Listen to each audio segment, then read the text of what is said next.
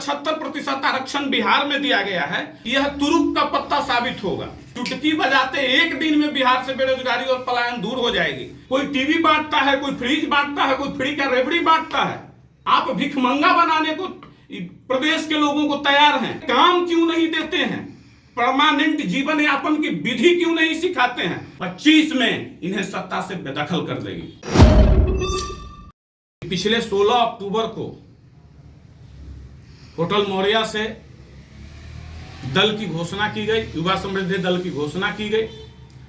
तदुपरांत 16 जिले के दौरे करने के बाद जो विशेषकर युवा भाई बहनों के बीच दल के प्रति जो आकर्षण बढ़ रहा है और लोगों का लगातार यह संवाद आते जा रहा था कि भाई हमें पार्टी की सदस्यता लेनी है, तो उस पार्टी की सदस्यता का औपचारिक घोषणा करने के लिए यह प्रेस कॉन्फ्रेंस रखा गया है।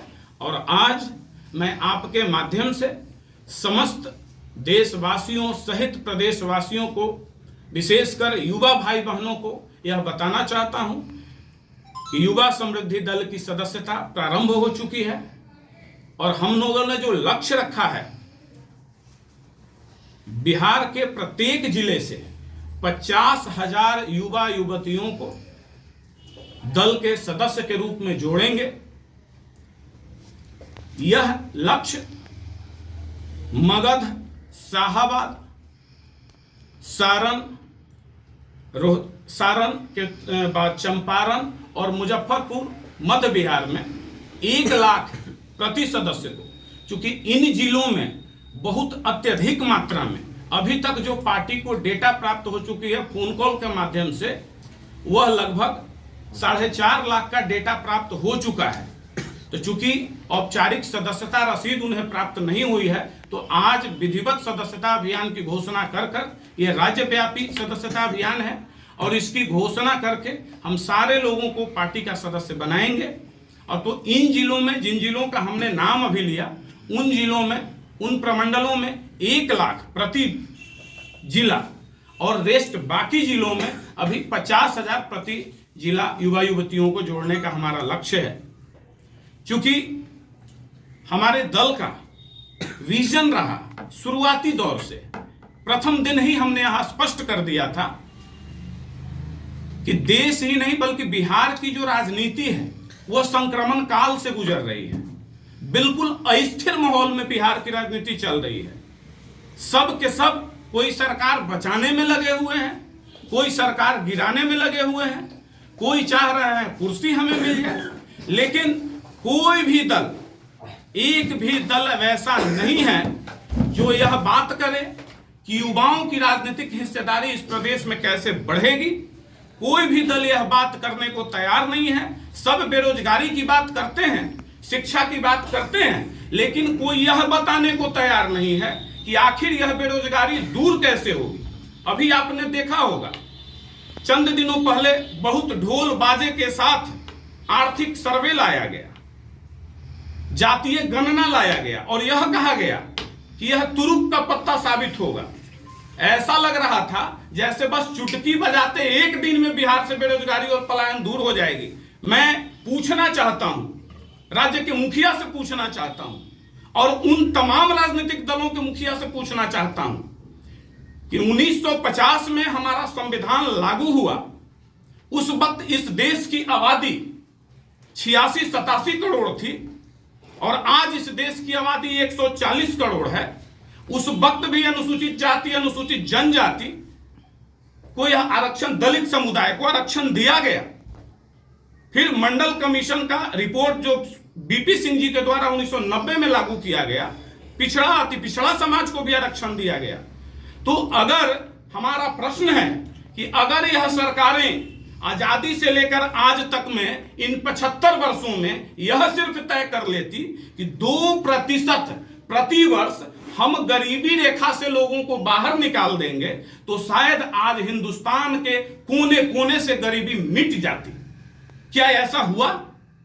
मैं आप सबों से गुजारिश करना चाहूंगा कि इन बिंदुओं पर आप प्रकाश डालें तो क्या आज जो 75% आरक्षण बिहार में दिया गया है, 65% उसको कहा गया कि दिया गया है, क्या इससे कब तक गरीबी दूर हो जाएगी बिहार की? 2-2 लाख रुपया दे देने मात्र से आप कर क्या रहे हैं? आप भिखमंगा बनाने को प्रदेश के लोगों को तैयार हैं। कोई टीवी बांटता है, कोई फ्रिज बांटता है, कोई फ्री का रेवड़ी बांटता है। अरे काम क्यों नहीं देते हैं? परमानेंट जीवन यापन की विधि क्यों नहीं सिखाते हैं? तो लेकिन इस राज्य में ऐसी ऐसी विधा प्राप्त हमारे राजनेता हैं, जो दुर्भाग्य की बात है, जिनके पास इतना महत्वपूर्ण विद्या है, वो ऐसा गुण जानते हैं कि 1 लाख रुपया किसी को देकर और 1 करोड़ संपत्ति, 100 करोड़ संपत्ति के मालिक बन जाते हैं। तो यही प्रदेश है, इसी प्रदेश में है। तो हम यह गुजारिश करना चाहेंगे कि जब आप 1 लाख रुपया में 100 करोड़ संपत्ति की मालिक बन सकते हैं, तो बिहार वासी आपको प्रति घर से 10,000 रुपया ही देता है। आप यह विद्या सिखा दीजिए कि 1 करोड़ की राशि के वो मालिक कैसे बनेंगे।